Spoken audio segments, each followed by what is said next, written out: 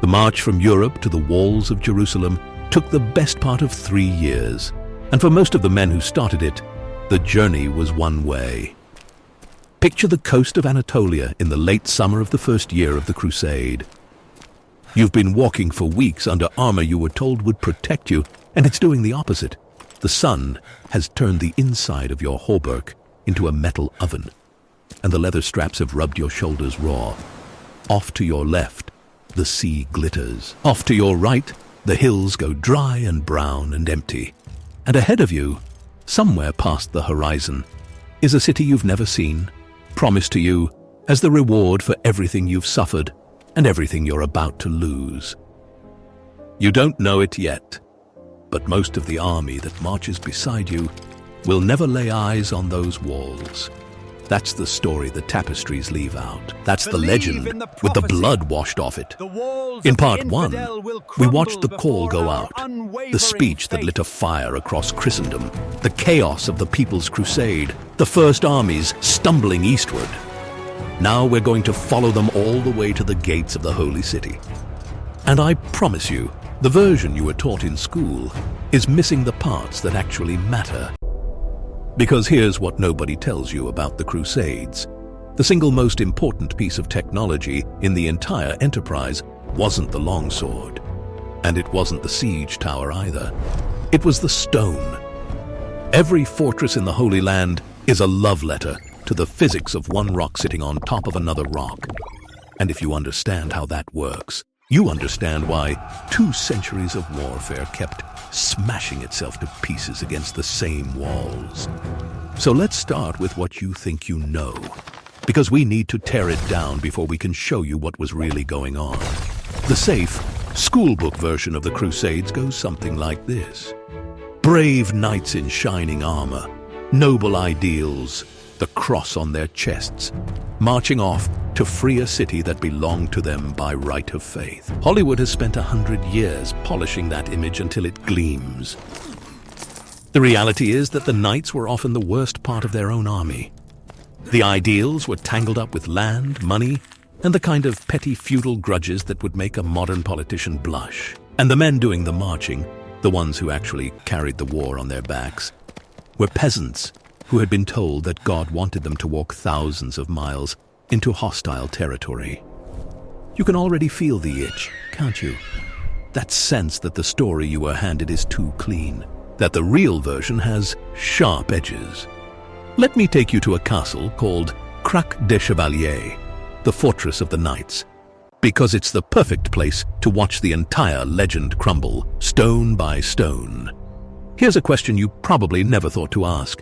How did a handful of European knights, thousands of miles from home, surrounded by enemies on every side, hold on to their conquered territory for nearly 2 centuries?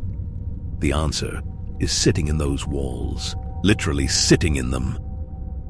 The Crusader fortresses of the Levant weren't just military outposts. The scholarship on them is clear on this point, even if the stories never mention it. A fortress like Krak was a town, a farm, a treasury, and a refuge all wrapped up in one massive shell of cut stone. A fortress that was secretly a town, a farm, a treasury. That's not a military outpost. That's a plan to survive the impossible. Subscribe and stick with us, because if this is what they hid about one castle, imagine what else is buried under centuries of flattering stories. Write "Stone Truth" in the comments if you just felt that first stone crack. When the harvest came in, it came into the castle.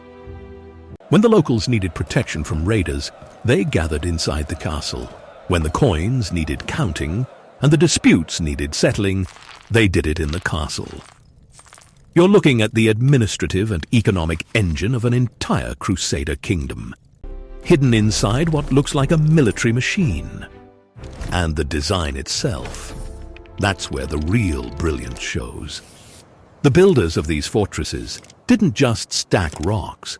They thought about the approach, about the angle of the ground, about where an attacker would have to stand to bring siege engines to bear. They built multiple lines of defense, so that even if one wall fell, the attackers would find themselves funneled into a killing ground with another wall staring down at them. The goal wasn't to hold the enemy out. That was impossible in the long run. The goal was to slow them down, make them bleed, break their momentum. Now, historians who study these structures have pointed out something that should change how you picture the whole crusading enterprise. The fortresses varied enormously, site by site, period by period. There was never one standard design. That tells you something important. The Crusaders were learning, adapting. Every siege taught them a lesson, and every lesson got carved into the next generation of walls. Which brings us to the blood part. Because let me be completely honest with you, the way most of these fortresses actually fell had almost nothing to do with the brilliance of the attackers or the weakness of the walls. Disease and starvation brought down more Crusader strongholds than any siege tower ever did. You can build the perfect castle. You can stock it with food and water, but you cannot stock it with an endless supply of healthy men, and you cannot keep pestilence out once it gets in among the garrison. The smell inside a besieged fortress after a few weeks, I can't convey that in a way that does it justice. Latrines overflowing, men dying where they lay, the air so thick with sickness that you could taste it at the back of your throat. And the whole time, outside the walls, the besiegers are building, sawing timbers, forging iron, rolling the massive wooden towers of the era toward your defenses, inch by agonizing inch. Let's stop right here, because I want you to actually feel the difference between the legend and the reality. In the legend, the Crusader is an unstoppable force of holy fury. In reality, he's a man in ill-fitting armor, camped in the mud, suffering from dysentery, watching his horses die from lack of proper forage, listening to his priests argue about theology while his commanders argue about who gets what land when the siege succeeds. And the defenders, the ones history usually casts as the enemy, they're just men too. Men who built those castles, who raised families inside them, who tended the fields and prayed in the chapels and had absolutely no intention of being slaughtered so that a lord from across the sea could feel righteous. This is the part you weren't taught. This is the machinery underneath the pageantry. The Crusader states were a machine for converting violence into territory. But a machine needs fuel, and the fuel was people. Every fortress in the Levant was a mouth that needed feeding, a garrison that needed paying, a set of walls that needed men to walk them. And here's where the whole system starts to crack. Because the people back in Europe, the ones paying for all this, they weren't sending gold. They were sending pious hopes and the occasional army. The Crusader states had to be economically self-sufficient. And that meant they had to work with the very people they had supposedly come to destroy. The contradictions were baked in from day one. You can't hold a trade route if you've killed all the traders. You can't tax a harvest if you've burned all the fields. The Crusaders needed the Muslim world to function in order to take its wealth. And the Muslim world, in turn, could see exactly what these fortresses were for. And if you're starting to feel that the Crusades were never about holy war, they were about feeding a machine that consumed everything in sight. Then subscribe, because that machine is about to break, and you don't want to miss what happens when the fuel runs out. Drop one word in the comments right now. Contradiction. If you can feel the cracks spreading through this entire system, and you're finally seeing why the textbooks never told you this story. Look at Krak des Chevaliers from a distance. Just appreciate it for a moment. That massive pale stone mass rising out of the Syrian hills, watching over the valley below. It doesn't look like a church. It doesn't look like a symbol of piety. It looks like what it is.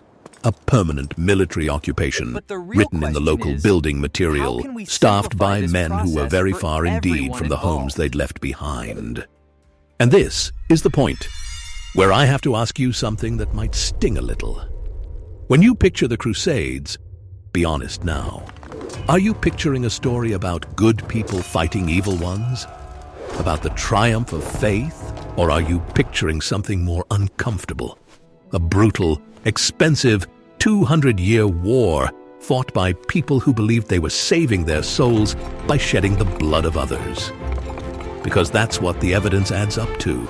Scholars who study these fortresses don't talk about them as monuments to faith. They talk about them as functional structures, designed, built, maintained, and eventually abandoned when the cost of keeping them outweighed the value they protected.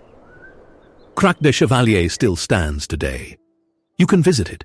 You can walk its halls and stand on its battlements and look out at the same valley that the knights looked out at over 700 years ago. And here's the eerie part. As you stand there, you'll realize that the view hasn't changed that much. The land is still dry and golden in the summer heat. The wind still moves across the ridge. And the fortress still does what it was built to do. It commands. It dominates. It tells anyone approaching that this ground is held. But the men who built it are gone. The armies that besieged it are gone. The entire world that produced it. The oaths, the relics, the pilgrim traffic, the papal bulls. It's all gone, except for the stones. This is where the story gets personal, because it's about you now.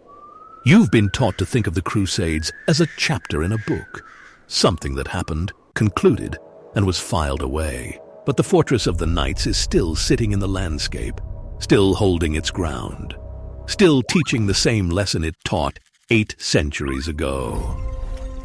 The lesson is this: walls don't care about your beliefs. They care about logistics. They care about supply lines, about garrison strength, about whether you've got enough water in the cisterns to outlast the men camped outside your gates. The Crusades failed, ultimately, for the same reason every long-distance conquest fails. The walls held, but the system that sustained them collapsed. And when the system collapsed, the walls came down too. Not because an army smashed them, but because nobody was left to hold them. So now you know. When you hear the word crusade, you don't have to picture the gleaming legend anymore. You can picture the fortress. The real fortress. The one with the administrative records, and the grain stores, and the cisterns, and the chapel. The one where real men lived and died, and tried to hold on to a strip of land that was never really theirs to hold. The illusion of safety has And you can crumbled, ask yourself, leaving only what the walls truth am of I the building? barren world What am I outside. pouring my resources into protecting? And will it still be standing when I'm gone? Or will it crumble when the system that supports it runs dry? That's the question this entire history leaves you with. That's the echo that follows you out of the fortress and back into your own life. The garrison of Krak des Chevaliers, at the very end, numbered barely 200 men against an army that could have filled the valley floor. They held for weeks. They held through the hammering of siege engines brought up the ridge at terrible cost. And when surrender finally came, it wasn't because the walls had been breached. It was because a forged message arrived, claiming the defenders were safe to leave. They walked out with their lives. The fortress passed into other hands, and within a generation, the great stone machine that had anchored an entire kingdom meant nothing at all in the strategic ledger of the region. That's the thing about these fortresses. They weren't defeated. They were outlasted. The world moved on. The money ran out. The oaths dissolved into dust, and the stones just sat there, patient as ever, waiting for the next empire to want them.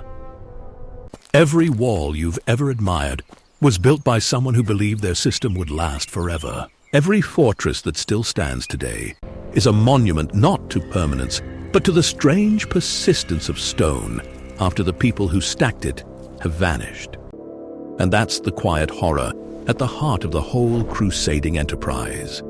The awareness, buried under all the pageantry and piety, that nothing built by human hands is built to last. They knew it. We know it too. But here's what the fortress teaches you, if you let it. The walls do crumble, the systems do collapse, and the empires do fade. What lingers is the question of what you built while you had the chance, and whether it was worth the blood it cost to raise it. The stones of the Levant are still asking that question. And now, when you hear the word crusade, you'll hear it too. The fortress at Acre the last great bastion of those doomed kingdoms, was where the end finally became undeniable. When it fell, the defenders were offered terms, then robbed of them, and the streets ran with the kind of blood that takes centuries to wash out of the stones. That slaughter at Acre wasn't just a defeat. It was the moment the Crusader kingdoms stopped pretending they were anything other than a pyramid scheme built on corpses. If you've ever felt the weight of a story that history books sanitize into a footnote, you're exactly the kind of viewer we built this channel for. Subscribe now, because we're only getting started on the sieges no one talks about, the betrayals that change maps, and the blood that still stains the stones. Drop the word ACRA in the comments. In the old French, it means bitterness. And after what you just heard, you'll never hear that city's name the same way again.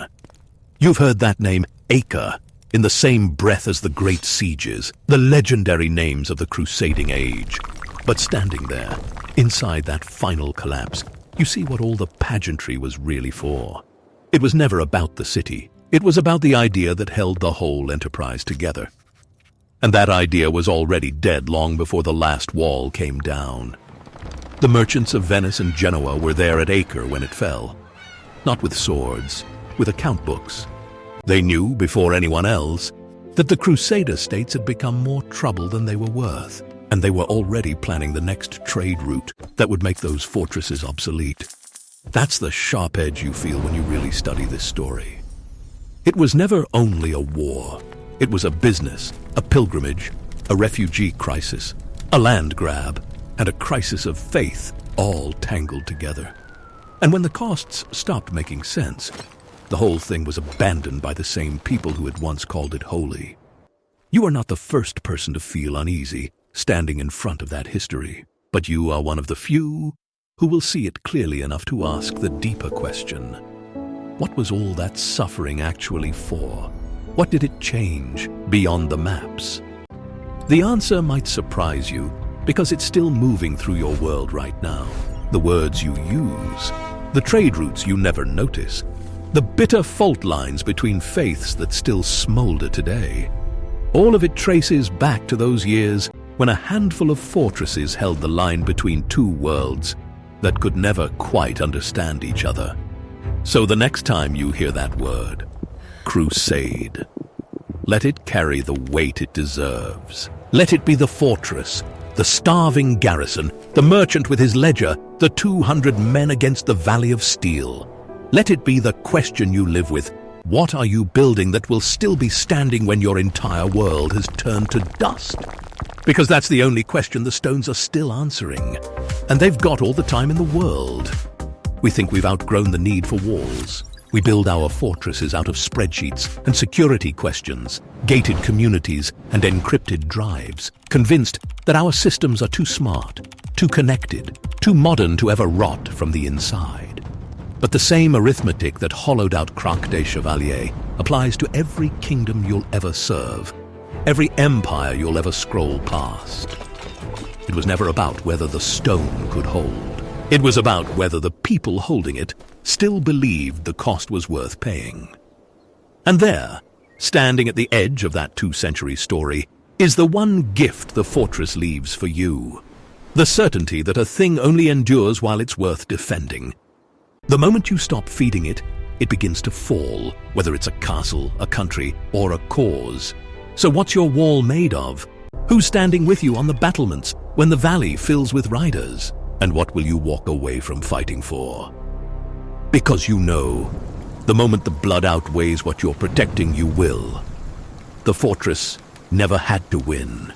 It only had to be worth the keeping. And on that single honest question, entire worlds have risen. Entire worlds have fallen.